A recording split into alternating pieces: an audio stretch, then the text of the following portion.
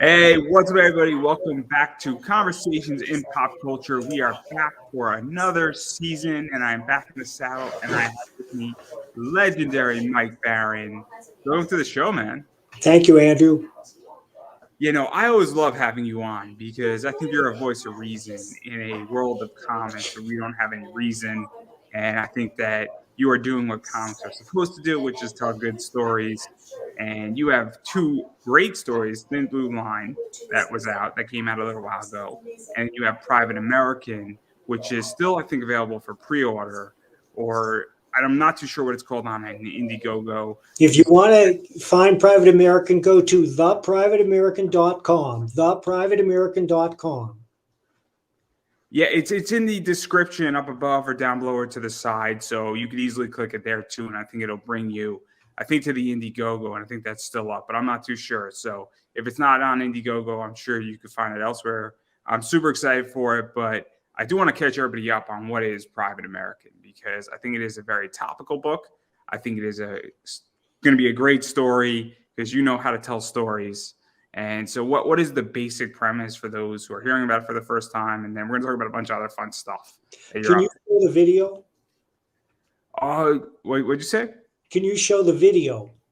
Yeah, I could find the video in a second. That does better job explaining what it's about than I do. Cool. Let me find the video. Really, but I mean, the video is highly entertaining. And we have the best videos in crowdfunders because Chris Brawley, who runs my campaign, is a professional videographer. Cool. Let me just share it right now. Share my screen for everybody. 1 second, make sure it's pulled up. I think we can all see it, right? We can all see it. Yep.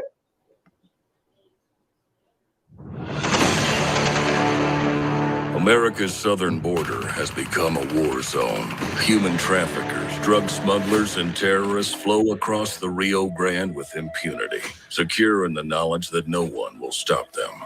A distant federal government lectures Americans on their privilege while punishing overworked Border Patrol agents who were helpless to stem the tidal wave of invaders and determined migrants. Second-generation Cuban-American Marcos Zamora is a military vet, more patriotic than most Americans.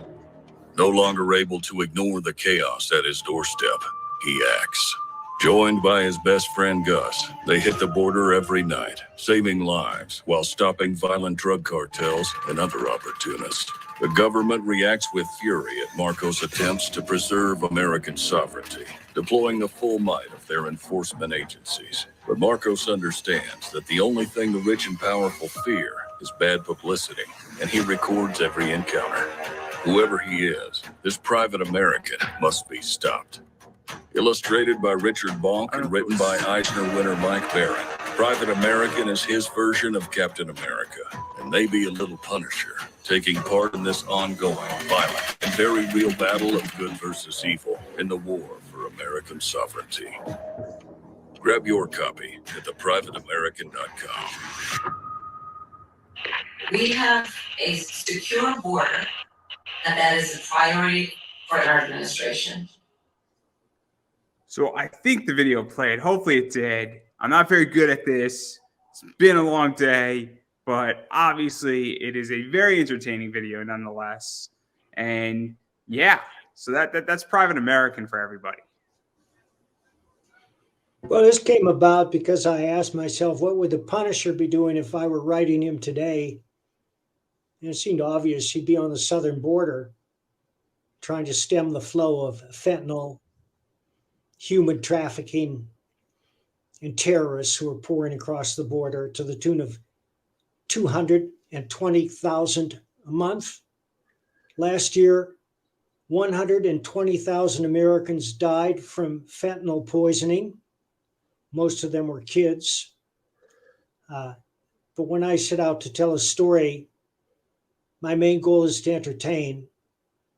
This should not be a political topic. It should not be controversial.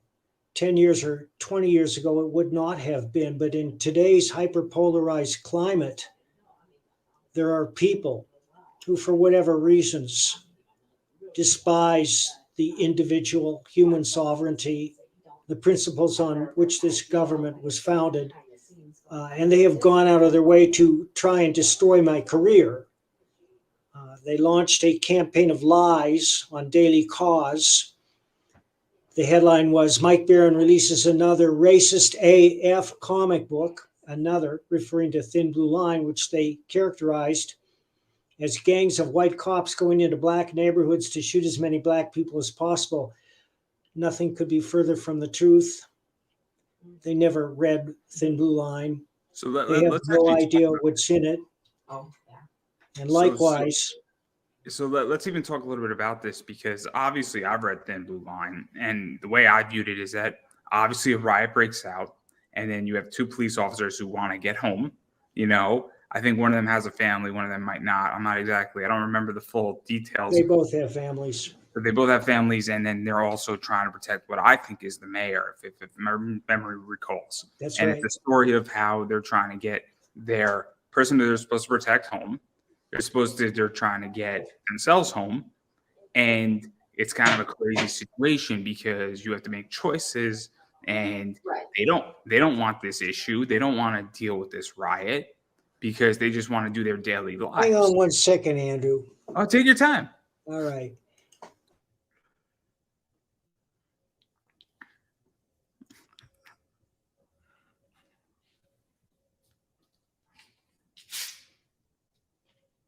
I'm back. Oh, you're good. You're good. And so, I mean, obviously that was Thin Blue Line, and then Private American is dealing with the southern border, and dealing with people coming in, and obviously dealing with both the people who should not be coming in and the government not being a fan of it, because it's a very propaganda, very political, football-oriented topic. And so, what is this like to write a story that deals with today's age and the problems, and have those conversations and really start that conversation to some degree, but also tell not something that should be that controversial and then be attacked for it? Because I think that's where this gets interesting, is I don't remember the last person that was attacked extensively was Hart Fisher with his Jeffrey Dahmer book in a comic. Is the last person that I even see anything close to this. And I find it ridiculous that somebody would attack somebody over a comic versus writing their own book that tells the opposite side if they so choose. Well, that's one thing about the internet. It's a blessing and a curse. And the curse part is it enables thousands of faceless trolls who live in their parents' basement to lash out at people they don't like for whatever reason. And we live in a highly polarized country now. And people carry enormous chips on their shoulders, and they have nothing better to do. But when I set out to write these stories, either Thin Blue Line or Private American, my first goal is to entertain. That's always my first goal. And that's what I set out to do. And that's what I do. I mean, it's an exciting, dramatic story that will grab you by the throat on the first page and drag you into the narrative to the exclusion of all else, which is what my goal is. And I think it should be the goal of everybody who writes entertainment. I mean, it goes without saying that their first job is to entertain, but that seems to have been lost these days, especially with the big two. I mean, you look at the product Marvel and DC are churning out, and you're just baffled. You ask yourself, I mean, to whom are they appealing? I'm going to challenge you on that. I don't think it's just the big two. I think there's a lot of problems in indie comics. I think there's some problems with image. I don't think it's just the big two. I think the art of writing and what is known as the page turn has been lost. And I think that what's happening in comics is that people say, cool, I need $6, maybe $7,000 to produce a comic book.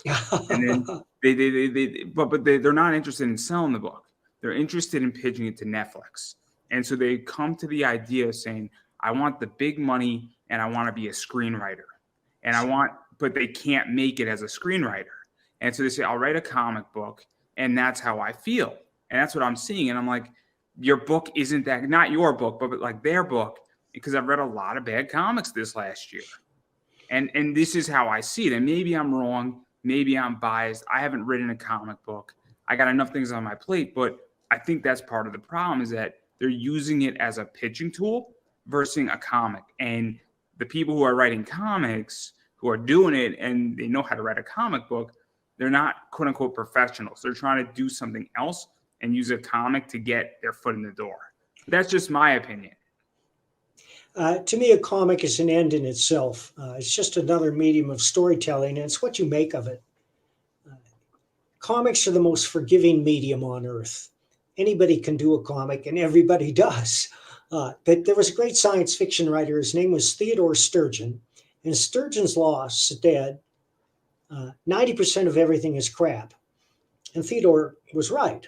90% of everything is crap. 90% of the TV shows are crap. 90% of the movies are crap, and 90% of the comics are crap. Now, this isn't because everybody who sets out to do them doesn't understand entertainment. A lot of people want to entertain, and they're putting forth personal stories. They just don't know how to grab an audience. The most important question in fiction is, what happens next? Because if the reader doesn't care, he's not going to turn the page. Well, how do you make the reader care? There are an infinite number of ways to how to make the reader care. But one of the most important is to give them a protagonist with whom they can identify and for whom they can root. They get interested in a character, and a lot of stories are just based on a thorny personality. And the greatest example I can think of is Sherlock Holmes. He's just fascinating. Everybody loves Sherlock Holmes. And the proof is that since the death of Conan Doyle, 10 times at least the number of Sherlock Holmes stories that he authored have been produced by other writers. Kareem Abdul-Jabbar has written 3 books about Mycroft Holmes that were inspired by Sherlock Holmes. There are probably 100 times as many Sherlock Holmes stories. And that's one method to get the reader to turn the page. Another method is to have a concept that is inherently interesting, like Jurassic Park. What if we were able to clone dinosaurs and create an amusement park? What could go wrong? Well, obviously, a lot can go wrong, and it's very entertaining because the Jurassic Park franchise has been around for 20 years. A third way to get the reader to turn the page is with a seductive narrative voice, a trail of words that's so much fun in and of itself that you just read the sentences because you dig the voice. A perfect example of that is Raymond Chandler, who created Philip Marlowe, the archetypal hard-boiled detective, and Dashiell Hammett at the same time, who created the Continental Op.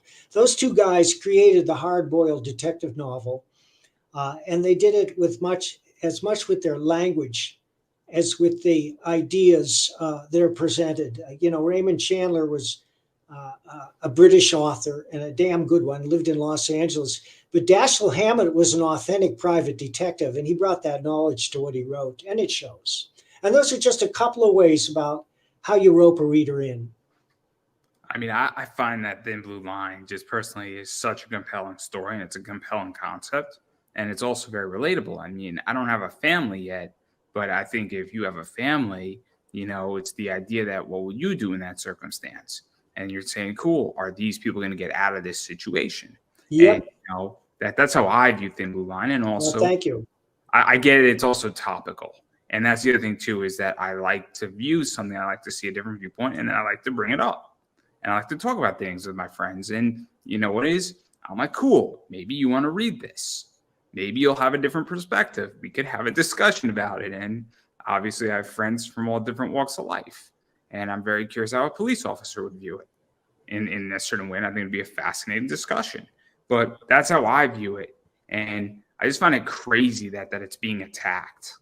Because I don't like to characterize people, but I think it's safe to say I was attacked by a vicious leftist, a purple-haired harridan who has her own comics that she's crowdfunding on Kickstarter, whom I've never heard of before, who went out of her way to try and destroy my comic. I mean, it's just mind-blowing. And the Daily Cost just printed it without checking anything. You think that a responsible magazine or journal would contact the subject of the story and say, we'd like to ask you a few questions. Can you verify this? No, they just ran it. And then she said, everybody write Kickstarter and get this guy kicked off. And they did. She's very successful with that. However, we're not taking this line down, and we're suing. In fact, I have a GoFundMe.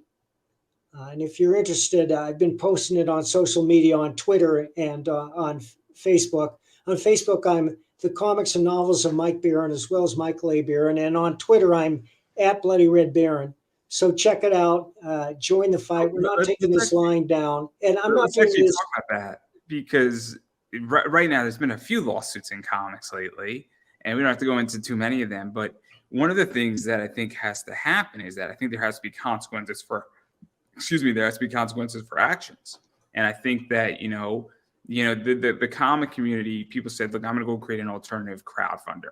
I'm going to do that. And, not to say anything bad, but I think that's a tough battle because I think it's tricky to do that. And I think it's hard to do it correctly. I do. And Luke Stone just launched something, but I think it's tough and I think it's going to take a while. I don't think it happens overnight. And I think it's years long, if not a 10-year long process, maybe 5. But my whole thing is that I think it's important that if you have an issue where Indiegogo shadow bans you or Kickstarter kicks you off or a newspaper does something, you have to legally lawyer up and fight. And I think that's something that people have forgotten how to do, is that you have to defend your rights and you have to bring the fight to them. And you can't just let people get away with it because there's 2 arguments here. There's, I guess, the legality, but there's also how are people going to look at you socially. And I think that's the other thing too, that's very interesting, because if all of a sudden somebody brings a lawsuit, people say, I'm going to fact check the next time I'm going to challenge somebody that I disagree with. Because Andrew, my crowdfunder is called Mike Barron versus the Scum of the Earth. I hope you'll check it out and contribute if you're so inclined. We're going to put up the link. I'll put the link in the description, definitely. But even going into further into that, because I think it's so important, because we hear all the time people saying, I'm going to fight them and I'm going to bring them down. Yet you're actually doing it and you're attempting to do it. And I think that's where this is interesting, because I'm tired of people just talking versus action. And I think that's what needs to happen. If you don't like something, you either need to build something better and you need to go in with the right mindset, or you need to do something about it. And I think you're doing something about it. Yes, and we've caught them in demonstrable lies. And we're getting a fair amount of publicity from this. Thefire.org did a big article about it. That's the Foundation for Individual Rights in Education, which fights for student rights on campus. But they took an interest in our case, too, because it's similar. It's about these self-appointed gatekeepers trying to stifle the free speech of others. There's nothing malicious about what I'm doing. My goal is to entertain. It always has been. It just so happens that this is a hot button topic. It shouldn't be. 10 or 20 years ago, nobody would raise an eyebrow at this. But today we live in such an insane world that the people who've taken over this country seem intent on destroying it. No organism, neither a single cell nor a nation, can survive without controlling its borders. Even a child understands this. But the people who've taken over this country, largely because of their egos and their desire to get rich, seem intent on destroying everything that made this country great. It's a very, very trying time in our country. And obviously, countries exist. There's parameters that a country needs a border. And, if you don't protect your border, that's what this is. And it's very interesting. It's very interesting. So obviously, yeah, and I think you're hitting the nail on the head, and I think that you're doing something about it. And obviously, Private American, despite being shadow banned, I think it's done like 66,000, around that number on Indiegogo. Oh, no, we're at about 62,000. We're happy with that. We were hovering around 32,000 before the Daily Cross attacked us. And then because of when the word got out, our funding increased greatly. So they did us a big favor that way. We would never have reached that amount without their unwarranted attack. But we're not going to take this lying down. We're tired of living in a country that's turning into communist China. This country was founded on freedom of expression. It's called the First Amendment, and respect for the individual. Yeah, I don't really get it. In which if that person had an issue with you, I mean, there's a concept called debate in the public square too, and I don't get that. If they didn't like your book, why don't they go build a book that is the exact opposite, and then just beat you in the numbers if they think they're right? Well, I mean, you know, there's two types of people in the world. There's the type of person who's a proud, self-centered American, says if you don't like it, don't watch it. And there's another type of person who says, I don't like it, so I want it removed. I don't want anybody to be able to watch it. yeah, there's those. They're definitely, and I think they just fear you. Is what this is. They fear you, and that's very interesting. And but even despite, I think they lost. All jokes aside, I think they lost because when you're doing 62,000, I'm sorry, on the private American, with it being shadow banned on Indiegogo, it is clear that this is something that people are interested in. People want to read it. People are excited for the story.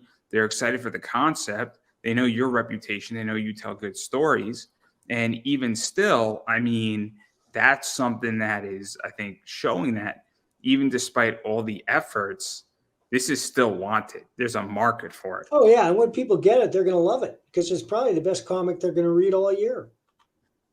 And so I think that that's something that's just really, really interesting with this. And I think it's brilliant. And I think you're showing that. Imagine if you weren't shadow banned, what this would do. I mean, Well, you know, I'm not complaining. The previous campaign, we raised over $100,000 for Thin Blue Line because we got some good publicity off of that. And after that came out, police officers contacted me from all over the country to thank me for telling a positive story about police officers. And I also learned that a number of police officers want to write and have written novels. So what is that like? Because obviously there was criticism for Thin Blue Line as well. And what is that like to hear positive things from police officers? Well, it And was hear, very gratifying. And one of the reasons I wrote is I know a bunch of cops. We all know they're bad cops. But this isn't about them. And the cops I know join the force to be a force for good in their community. They honestly want to help people.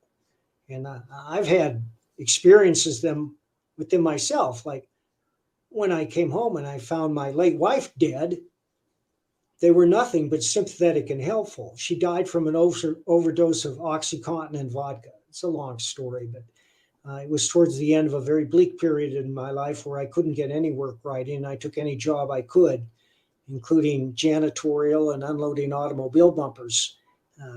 But after a while, after I had accepted her loss and was able to move on, I returned to writing, and I found that I understood story because I've been trying to write novels my whole life, and they were awful.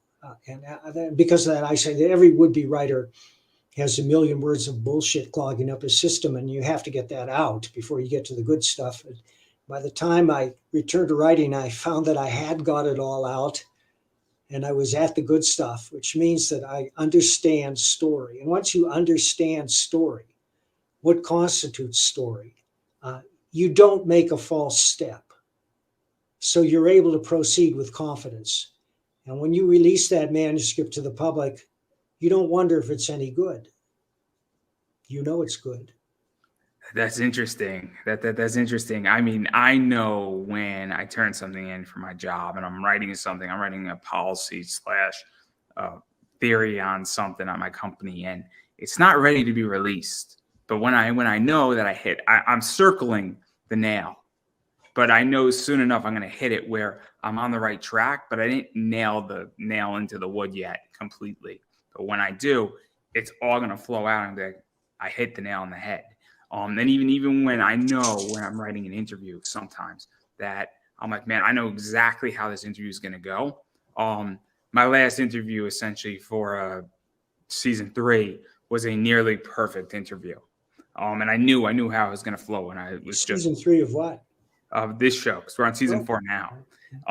And I knew the last one I did for season 3 was just nearly perfect. It was like 53 minutes, and there was only one mistake. And I will gladly challenge anybody to go find my one mistake in that interview. It was nearly perfect, just the flow of it. But like I knew when I was writing it how it was going to go. So I completely get it. And I'm not anywhere near you, not by any stretch of the imagination. I am very young in my writing career, if we could even call it that. But yeah, no. That's extremely prolific, though, nonetheless. Well, if you're intent on telling a story, this is good advice for everyone. Sooner or later, somebody's going to say, "What's your story about?" And when that happens, you have to be prepared. You can't hem and haw. And that means you have to write down a concise, exciting description of the story, the whole purpose of which is when the person is done reading it, he's going to set it down and say, "Yeah, now I got to read the story, or I got to see the movie. Where is it?" And that's the purpose of what is your story about. And I urge all would-be writers to practice that. And I do it before I write these days. I write an outline. And part of the outline is to entice readers to read the story. It's not just for my own benefit.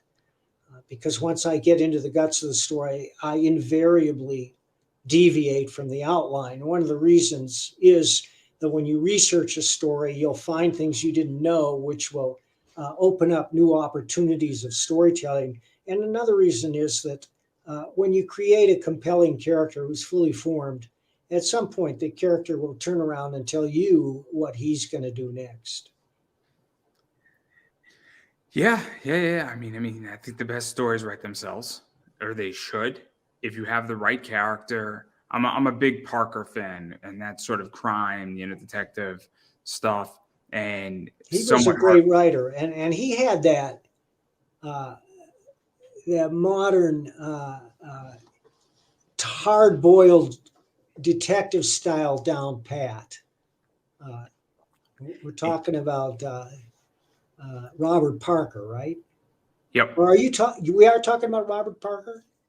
So I know Robert Parker, but I'm even just talking about the Parker novels. That Richard. Oh, the Parker novel. Well, who wrote Parker? That's a different. Was it Richard Stark? I want to say maybe. Yes, I think you're right. And I think that was also a nom de plume that belonged to another very well-known writer. Yes. It was like a pseudonym name, and I forget the other writer's name, but that style where Parker, the character, writes himself. He writes himself. He has to, because it's just so off the cuff and witty. Yeah, it was Richard Stark. He wrote under the name Richard Stark, but his real name was Donald Westlake. Yeah, I mean, I love the Parker stuff, and I could read a Parker novel, and like it just takes me away. Yeah, he's very good.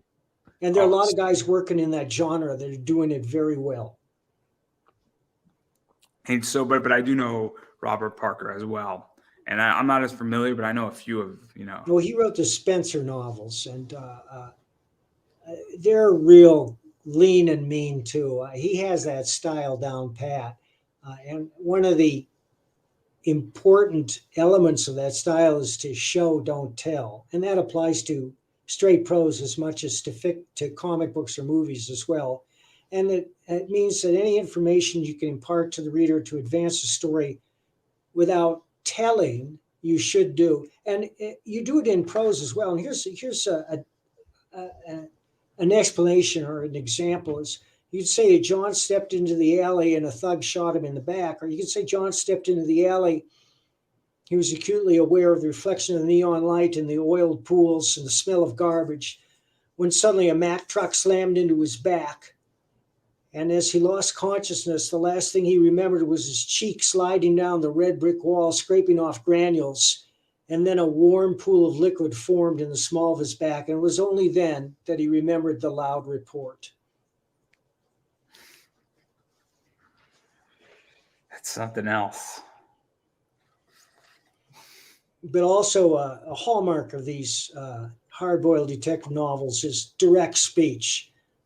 They have shed the conventions of Victorian England, and they talk directly to each other like fuck you, no fuck you. I mean, and that, I suppose that's not the greatest example, but I've seen it written in hard-boiled detective novels like that. And Oh, if you want to know what I mean, just read Raymond Chandler or Dashiell Hammett. no. I mean, I love it, and I love the direct speak. I also love like the broken English. I love the hearted English as well, and like just speaking like a normal person, or speaking more on the street. It's just such a beautiful style, and I feel like it's so lacking in comics, where I feel like comics are now preachy to me, and I feel like dialogue is missed completely. Like people need to go back and say, "Hey, right now we're having a conversation, right? This is how I want comics. When Batman is speaking to Superman, I don't want it to sound like, Superman, how was dinner last night with Lois? That's not really that entertaining. I want Right. They don't say the person's name every time they address them. And I have a rule in writing comics that keep the words to a minimum. Words are absolutely essential to a comic. I don't believe in wordless comics.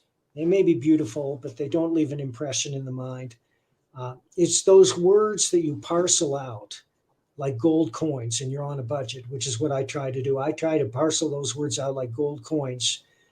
I spend as few as possible and make them count for as much as possible so that the words are memorable and in context and original. My three rules of writing are: number one, entertain; number two, show, don't tell; and number three, be original. And you do that because we're all unique human beings. And when we write something, we bring our world experience and our impressions to it necessarily. But the other thing is to write fresh dialogue, to keep your ears open. And I would advise any would-be writer to carry a notepad and pen with him at all times and write down whatever catches his fancy, be it a name, a statistic, or a turn of phrase. Because when I hear a memorable turn of phrase that I've never heard before, I'm on that thing like a chicken on a locust, and I'm going to squirrel that way and use it when I can. And I'm only going to use it once. You got to keep coming up with fresh stuff. And it's okay to create your own language if it fits, if it doesn't draw attention to itself. And that's the most important thing, is not to jar the reader out of the narrative by disrupting his suspension of disbelief. And that means that within the context of that world, it has to be convincing. I'm at a place in my life where I only enjoy fiction if I believe it could actually happen. But that extends to well-done fantasy fiction too, because I love Alien and Aliens. I absolutely believe those worlds, because they take themselves seriously. And within those worlds, there are no false steps. Yeah, see, I'm like in a different place as a consumer, where I don't need to watch something or read something if it can exist. I'm looking more at the human interaction with it. And so I'm watching, and I'm a big anime fan, I'm watching a death game anime. And what I like about it is that I don't think that random supernatural things and like a kingmaker is going to randomly kill somebody if they don't obey the law. What I think, though, is that it's the human interactions when they're faced with, do I obey or do I defy? And that to me is sort of the realism. It's not necessarily that all of a sudden this mystical force forces somebody to die in a weird way. It's, are they going to obey, and what's the rationale behind it, and how far does obedience go versus defiance? And it's so interesting because that to me is believable. And so I can suspend belief if we're actually diving into human emotion. And Well, that's a universal theme, what you've just described: to obey or to rebel. Have you seen the movie Snowpiercer? Oh, I love that movie. It's so good. It's so good. Yeah, I mean, it's an absurd setup. It's about the future where the world is frozen over and all of humanity resides on this train circling the earth at the equator. And the rich people are all up front and the poor people are all in the back doing all the work. And the rich people are dining on lobster tail and steak, and the poor people are eating insects. Sound familiar? Oh, it's so good. It's so good. But that's what it is. I love Snowpiercer. I thought it was a brilliant movie. I thought it was super smart. The show is interesting too.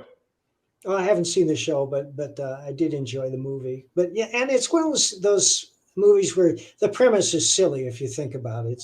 But once you enter into it, it remains true to itself, and you can enjoy the story. You can enter into it fully because it takes itself seriously and it takes the viewer seriously.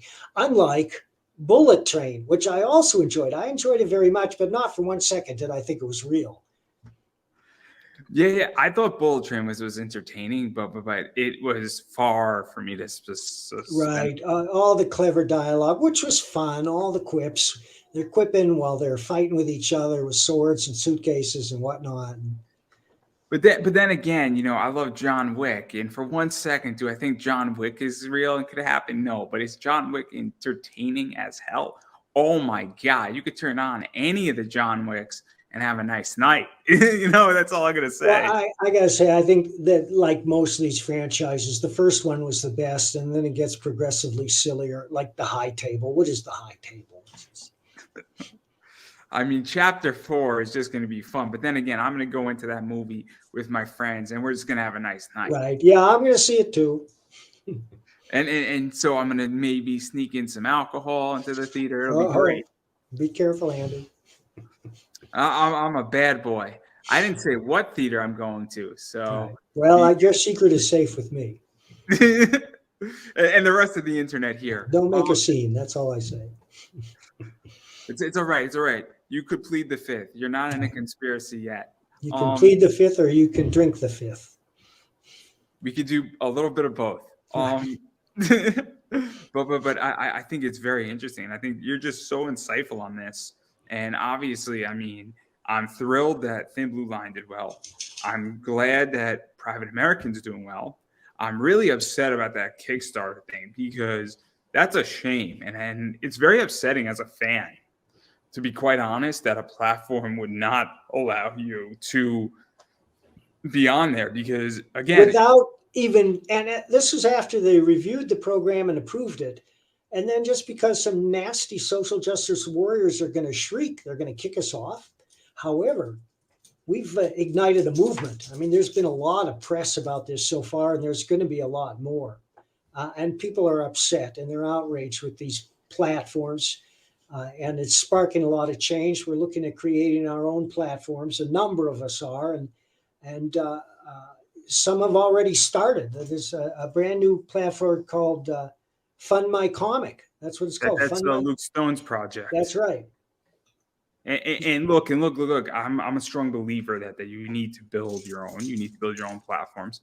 But I think it's tough, and I think it's going to take a lot. And also, I think it's going to take a lot of uniting.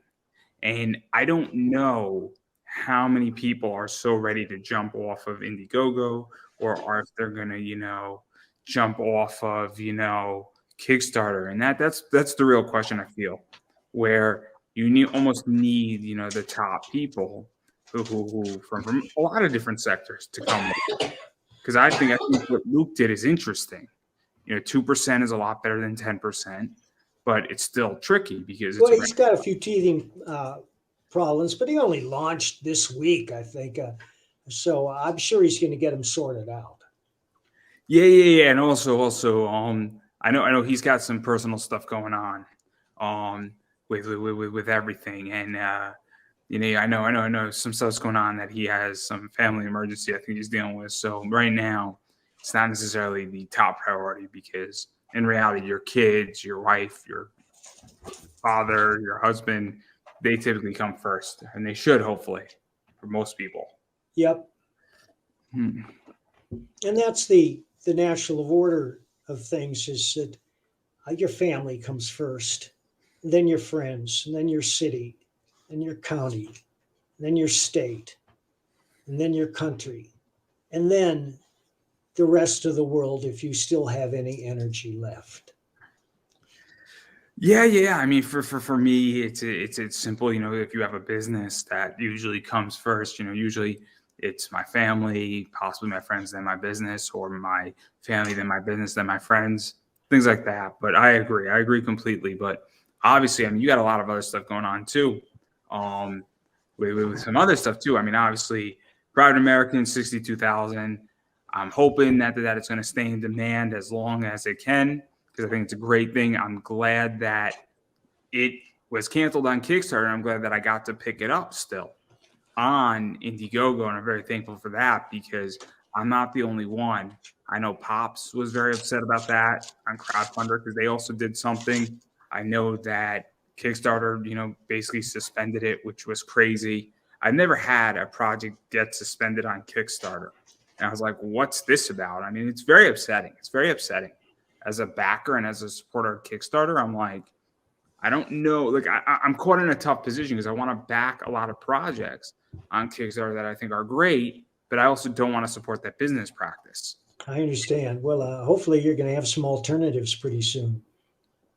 I'm hoping the projects that are on Kickstarter also come over with the alternatives, because that's the biggest issue is that I just backed Mount Olympus's project and it looks fun, it looks cool, but like I don't know if they're going to be coming over to the other side or to another platform or to a Zoop or to an Indiegogo, and that's the real question. Is that unfortunately sometimes people only come over to one platform, but I digress. There's only so much I can control here. Guys, build me better projects. That's all I'm going to say. Me too. But I do want to talk about what's coming out next with you. Obviously, back the Private American on Indiegogo. The more backing it gets, the more things get unlocked, the better the book becomes. The longer it becomes, the nicer stock it becomes. I know there's 3 different things. What is it? $25, I think. For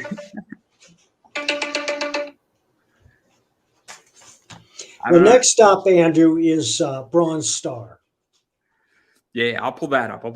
I was just hyping the Private American. That's what I was hyping. Is that I think, what is it, like $25 for all $25 for the book, and it's worth it. Why should you pay $25 for a 66-page comic? Because it's an unforgettable story you're going to read over and over again. It's not like the other 90%. Honestly, I was going to even make an even simpler argument. It's indie comics, and it's a good book, and that's what it costs, and that's the end of it. I don't really think that people charge $25 for a 22-pager now on Kickstarter. People charge $15, and I don't think it's that outrageous to charge $20 to $25. There is such a thing as value for money, but I think that I have a track record, and my work is out there, and people who are familiar with it know that they're going to get a great story. Look, I know what I'm worth, and I know what I charge, and if you can't afford me on certain things, that's that. And if you don't find value in what I do, that's fine too. You don't have to buy it. It's just that I don't have a problem spending $25 for your book because, let's be realistic. I mean, I could go to Barnes & Noble and spend $18 for a really, really shitty Marvel book tomorrow. Your book isn't that much more expensive, and it's not that much less page count. So at the end of the day, what are we trading? An apple and a half for an orange? Like, seriously? Like, it's at this point, it's $25. If it was $300, that'd be a different discussion. But I digress. We could talk about Bronze Star, which is this. This is the greatest work of Pat Broderick's career. It's unbelievable. And he says so. I mean, he knows it, because the reason we did this, I said, Pat, what do you want to draw? I said, well, I want to draw a supernatural Western. I said, all right. So what is this about? Because I don't know much about this one at all. It's about a former Confederate soldier named Harley Thronson, who inadvertently kills a card shark in a fight, who drew on him first. But the card shark was the son of a very powerful rancher who's willing to pursue Harley to the ends of the earth. And Harley flees the United States and ends up in a tiny town, a mining town at the foot of the Rockies in Canada called Cobb's Gap. And Cobb's Gap is very, very peaceful after dark. And the reason it's peaceful is because the sheriff is a werewolf. But that's not the main supernatural element. And that's all I want to say about it for now, except that it's an exciting story. If you love Westerns, you're going to love it. I do my research. Everything in it is real. The Civil War references, but mostly I create fully rounded characters in which the reader can believe. That actually sounds really interesting. See, now I want to know why it's peaceful at night. And now I'm curious. See, now the curiosity of me is like, okay, where are we going with this? If it's not because he's a werewolf at night, and also like I got like 14 questions now. It's like, okay, why is it peaceful? Is it peaceful during the day too? Like, yeah, I have all these It's questions. less peaceful during the day, but it's very peaceful because the sheriff rules the town with an iron hand. He doesn't brook any malfeasance. You know, if he catches you, he's going to smash your face in the dirt if you're misbehaving. I mean, not for a parking violation. They don't have parking violations. But at night, when the cowboys start drinking and start fighting in the saloon, you'll take care of business. And once a month for 3 days, he's missing. But every now and then they'll find the remains of a human being shredded on the outskirts of the village. It's so interesting. Like again, see, this goes back to now you've enticed my interest. And this is the thing that like I think comics also misses to some degree is that pitch me, right? Like one of the things as an interviewer that I hate is when people ask, hey, I have a comic coming out in a month on Kickstarter. Can I be on your show? I'm like, what's your book? What's your story about? So even tell me the name of your book. Like people just ask, and I'm like, I can't say yes or no because you've given me no information. Like pitch me. So like you go on a job interview. So he says, why do you want this job? Or why do you think you're a good fit for this job? You know, you should have a good answer. You should say, I'm a good fit for this job because I did A, B, C, and D here. And I think that translates over to these skills. And now you're selling yourself. Like, now you just sold me on this book a little bit. And now I'm going to be like, when it comes out, I'm like, I'm probably going to buy it because I want to know what the hell's going on in this town, in this area. And I'm super excited because if the key is that it's not a werewolf story, but there's something else in play, what's that other thing in play? And what did this guy stumble onto or not stumble onto? Or maybe it's a happy ending. I don't know, but I'm curious now. So I'm excited. I want to read this. When's this coming? Well, I think we're going to announce. We may announce at the end of January, certainly in February. Pat is almost done with the art. He penciled and inked everything himself. I sent you another page. If you can show that, it'll give people an idea of the level of detail. Yeah, there it is. That's the sheriff in the second panel.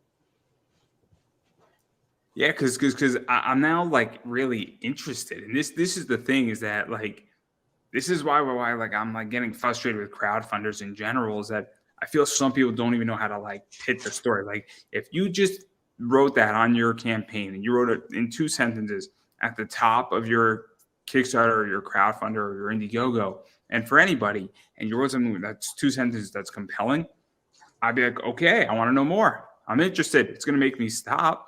And you put the right image there, I mean, you're going to get backers. And like, but because I know what I'm going to be buying, and you also piqued my interest and curiosity. But it does look great. I actually like this art style. Yeah, it's terrific. And then we're following that up with the second Florida Man graphic novel, which is twice as funny as the first. That's a cover by Pat Broderick, too. It's called Hogzilla. Yeah, so let's even talk about Florida Man 2 because there's a lot of stuff. Not Florida Man 2 like the second one, but it is the second one, but Florida Man as well. I realized that my words sounded perfectly. But what is this like too? Because Florida Man is, I don't want to say crude, but funny and adult. I wouldn't give my 7-year-old, if I had a 7-year-old niece, Florida Man so quickly. It's my point. Well, they're based on my novels. There are 3 Florida Man novels. They're all up on Amazon, and I was inspired by every time I went online or looked at the news, there was another Florida Man story, and most of them were pretty low class. I mean, Florida Man claims syringe found in rectum is not his.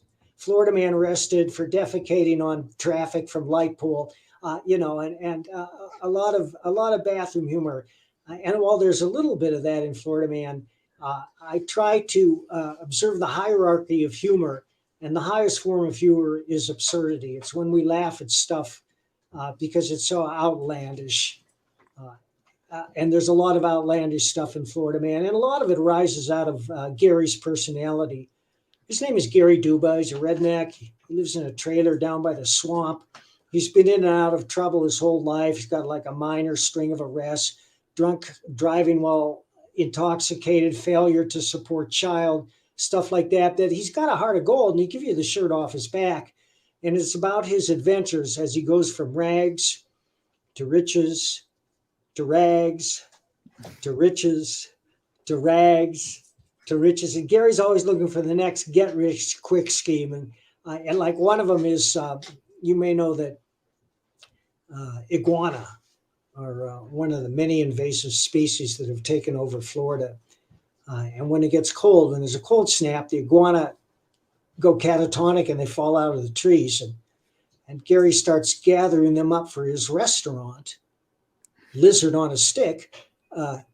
But he gets shut down the first day when a couple he has down there get in a screaming fight, and they insult the chef, and the chef comes out and beans the customer, and then the police come.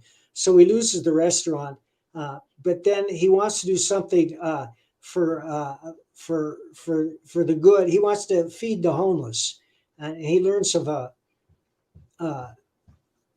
charity called the Nuns of Gavarone, and they run a homeless shelter where they feed the homeless. So he gathers up hundreds and hundreds of dead iguana, and he and his best friend Clyde drive to the Nuns of Gavarone on Christmas Eve and say, "We'd like to give you these iguana." And they said, we can't take these iguana. We can't take these iguana.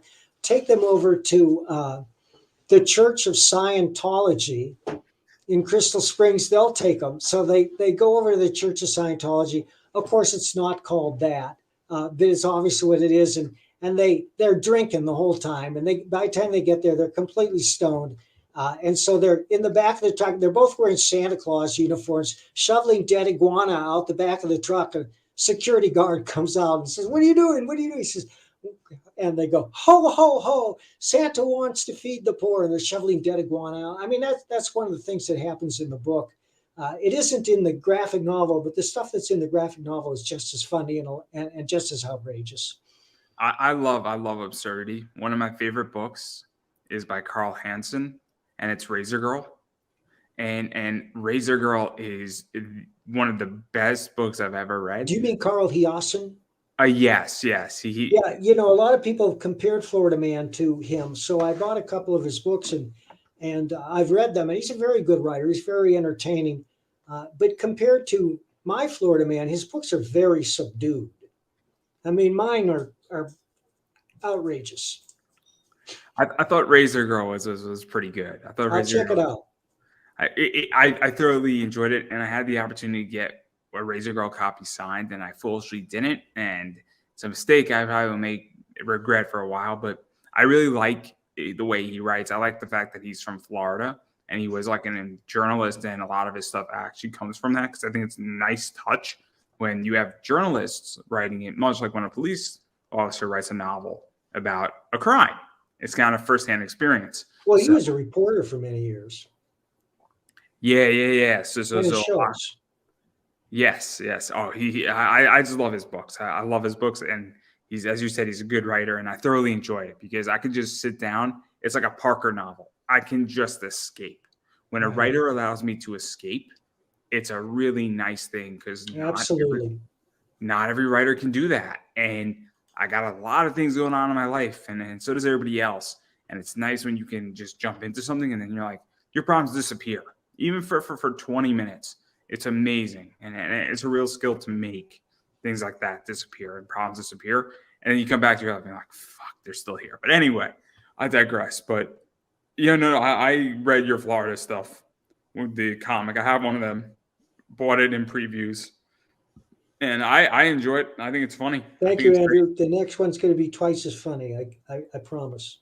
And then I know that it actually went into second printing, which is nice too. It's good when comics go into second printing. Well, we split the graphic novel up into 3 floppies, which were distributed by American Mythology, which is a comic book publisher, And it was their top selling title ever. Yeah, no, I just think it's always a healthy sign when a book goes from a first printing to a second printing to a third printing. I just saw it because I was just ordering comics maybe like a month and a half ago that it was a second printing order. And I'm like, that's good. That's good. That means that the comic is doing well. And it means that people want this book and that the publisher doesn't want to just wants to actually distinguish between a first and second printing, which I like too, which I appreciate as a collector because I want to be rewarded for picking up it first. So that's how I feel. But anyway, I thought it was good. I enjoy it. It's funny. It's absurd. It's great. Well, thank you for having me on, Andrew. I got to bail. Well, before you do, where could people find you, bother you, hit you up, social media, private American? I'm on Twitter at Bloody Red Baron. I'm on Facebook at The Comics and Novels of Mike Baron and also Michael A. Baron. I'm on Substack as Mike Baron, and I'm at bloodyredbaron.com, which is my website. Well, and then I'm just going to say this, and then I'm going to let you get out of here. You need to support and financially support what you like. And so you need to financially support Mike Baron and what he's doing in comics. Obviously, the GoFundMe, I think it is, to fight that lawsuit and legality stuff. Mike Baron versus the Scum of the Earth on GoFundMe. So you need to, if you can, support that. Also pick up a copy of Private American. It's a great book. I'm super stoked for it. I know it's a good book. I didn't read it yet, but I know it's a good book. And obviously that's on Indiegogo. So I have the link for that up above because I think it's still shadow banned. And then if you want Thin Blue Line, it's not that hard to find. If you type in thinbluelinecomics.com. There you go, right there. Obviously check that out. And yeah, that's everything. And all my social media is down below. It's Pop Anime Comics on Facebook, Instagram, Twitter, and YouTube. I appreciate people supporting me. And I'm going to give you the final word before I let you get out of here. Always take a hat. I couldn't have said it any better myself. And that is a wrap, everybody. Thank you.